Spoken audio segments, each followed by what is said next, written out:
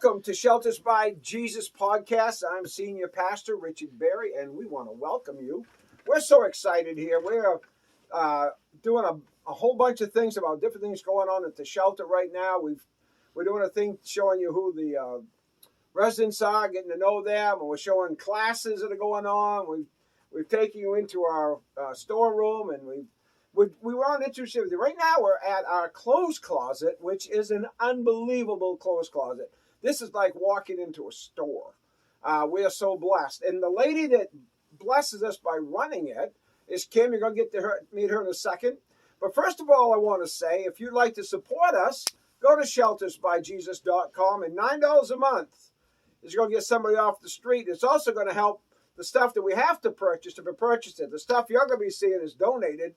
And we live mostly on donations. That's why the $9 will take care of the lights and that kind of stuff to keep us operating. But here we have the clothes closet. People come in and we can outfit them. You're going to see that in a second. Oh, also, I got 4 books called Shelters by Jesus, all about the miracles, the battles, the laughs, the cries, the people, everything. And they're written by me, the dumb hick from Skowhegan. I am the author. I am not a writer, so it's written in Hickanese. I write as I talk, so as weird as I talk, that's as weird as I write.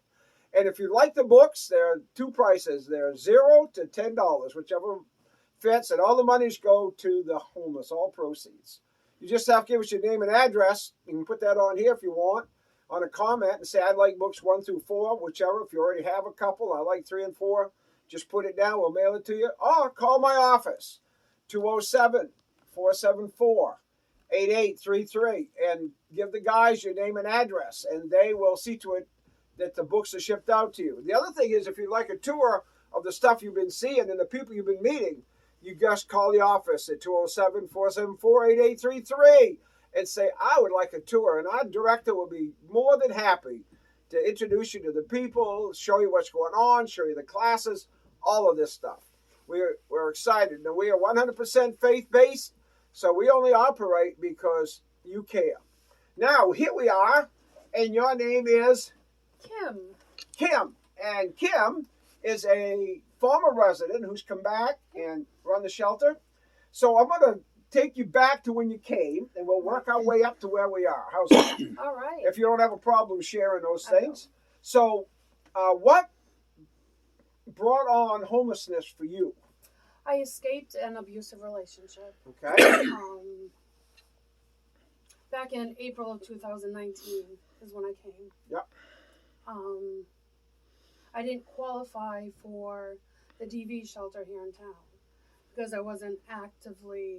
didn't have active bruises. Okay, DV is domestic violence. Yes. Correct? Yep. Okay.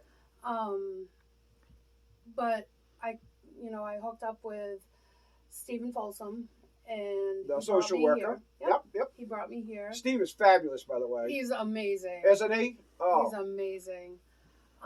And I moved out of here in December of 2019. So I was here just about 8 months. Now, how did you find it here? What would you say about this place? If somebody was going, oh, I'm going to be homeless, I ain't got a clue where to go. I've heard all kinds of weird things about this Shelters by Jesus, that they're kind of freaky religious people and all this. What was your experience here that you could share with somebody that may be thinking about having to be on the street themselves? I would say come here and you'll find fellowship. You'll find friends. You'll find, you go to service every day. You have praise and worship. You have services on the weekends. But when I was here, I looked forward to that. Okay. When I grew up, Mama did Bible studies, and we went to church every week. Yep. I grew up Nazarene, but it wasn't like it is here. Where did you grow up? Oakland. In Oakland. Okay. Yep. So I went to Oakland Nazarene Church. Okay. Reverend Cloyd was my reverend back then. Yep. But it wasn't like it was at home. I mean, you have people who don't believe. You have people who do believe. And they're the best of friends. You have actual fellowship with, they're real. Well, that's a good way of putting it. Yeah, exactly. It's the only way I can put it. It's just real. Did you ever feel like you were looked down upon when you was here? No, Okay. no, none of that. So nobody here, they didn't walk around going, I'm better than you, and Oh goodness, no. all right. So No, you we felt were all accepted. equal. You know, we were all friends. I mean, we hung out together. There was a former resident that I'm still friends with. Now, how did you find the food? Let's talk about that for a minute. Oh goodness, it was amazing. Every once in a while, I helped out in the kitchen I know you did. when Miss Amy deemed it necessary. Yeah. She was a trip. Yeah. There was just so many things that you could get involved in. You could help out in the kitchen. You could help out in the food pantry. I took this over the clothing closet, and I think it was the beginning of June of 2019. Mm-hmm. There's just so much you can do. You can help with the gardens out, outside. Yep. There's just so much, and you're not singled out for any type of reason. You come here and you can just build your life All right. with friends and family. So when you finally left, you moved out, but now that you're out, you're still back here I do. helping. Why would you want to do that? I feel like I'm being led, and I want to help out. I want to give back. This is something that I really enjoy doing. I'm halfway decent at it, I think. You're more than halfway decent. We're going to show how good you are at it, but I'm sure people watch this going, wow, if I left the homeless shelter, I can't see me going back there. Once I'm out, I'm out. I can't wait to get out and gone. But obviously that wasn't your attitude. It wasn't, because I look at people here and they need somebody who actually cares. And especially if they don't care about themselves. Absolutely. So, I come back. Seth and you are good enough to let me, still do this. Yeah, we let you come back and slave for us. we are princes, the both of us. I'll tell you, we're just absolute princes for doing that. It's actually an honor. I mean, I don't look at this as, I have to go schlep, bags or whatever. This is a privilege. This is an honor to do this. I'm serving God. I'm serving the people here. Now, on average, and I think we got some sort of average. People don't know much about us. A lot of them watching this, maybe seeing this for the first time. Right. About how many people do you take care of? Because you're not just clothing the homeless here, right? Right. We are wide open to the community, and I also work in conjunction with the community clothing closet on Dr. Mann Road. If she needs something, I help her out. That's the Methodist church in town. Yes. Yep. And she's always sending us men's jeans, which we always need. But on average, the lowest. What's the lowest to highest? The lowest people count that we've had anytime recently was like the low 200s. Now, and that's over a month, right? During a month. During yes. a month, a couple hundred a month. That's on the low end. On the high end, maybe 460, 475. Okay, so we're helping a lot of people. We are, thankfully, we are able to do so. We have amazing donations. These clothes, top of the line, some of them. Ralph Lauren, we get Levi's, we get LL Bean. Yeah, LL Beans. I mean, we have amazing donations, and thankfully, they're what people can use. Now, you don't pass out stuff that's soiled and all of that, correct? No. So one of the days that I am actually here, I am not open to the public because I work on laundry for the clothing closet. Okay. At the very minimum, we heat treat 30 minutes. If it needs to be washed and dried, absolutely. Big fan of lint rollers. You was running that when I come in. Yep. Yeah, if it has holes that are not supposed to be there, that's not aesthetically. Yeah, it blows my mind that there are holes that are supposed to be there. See, Yeah. you're talking to a generation that if there's a hole, you put a patch on it, and only the poor kids wore something that had to be patched. Yeah. But now I see these kids from rich families, they're going along and most of their legs, Yeah. hanging out. $210 pair of jeans, and there's not a lot of fabric. They're like only like 2/3 of the jean left. Yeah. And we get a lot of that. That's American Eagle Now, is famous for I'm that. going to ask you a $1,000 question. How do you know the difference between jeans that are ripped accidentally and jeans actually were ripped on purpose? How do you know the difference? You can tell by the wear pattern on it and just the style and the brand. Really? Like I said, American Eagle is famous for strategic holes, just like that.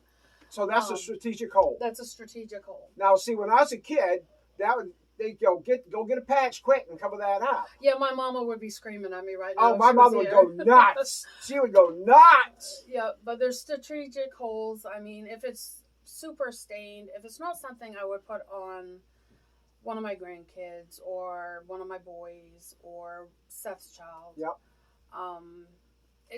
I toss it because Okay. whether you're homeless or whether you're struggling with a couple kids and you have 2 jobs and clothes are super expensive, it doesn't matter. You deserve to have amazing clothes. I agree So- 100% with you, Kimmy. If it's super stained, if it's not, holes that are supposed to be there, Right. then it gets tossed. Well, that's why I don't work in here, because I would not know the difference between that hole and if I rip my pants. Right. I wouldn't know the difference. Now, most people your age or younger know the difference? Yeah. Yeah. They really would. Yeah. Okay. Well, now Sorry. I'm going to ask you if you would be honoring us with a tour, Okay. explaining what we're looking at, what we have, and we'll go from there. Okay. All right. Well, this shelf right here is my children's section. It is labeled. Sizes are on the thing. So what are the size ranges that we have? I'm redoing my babies bins because those are atrocious. Okay, so babies' bins don't have sizes? They do. The newborns all the way through 14 to 18 children's. Okay. All right. And then I have baby blankets here, some scrubs. Now, what's scrubs?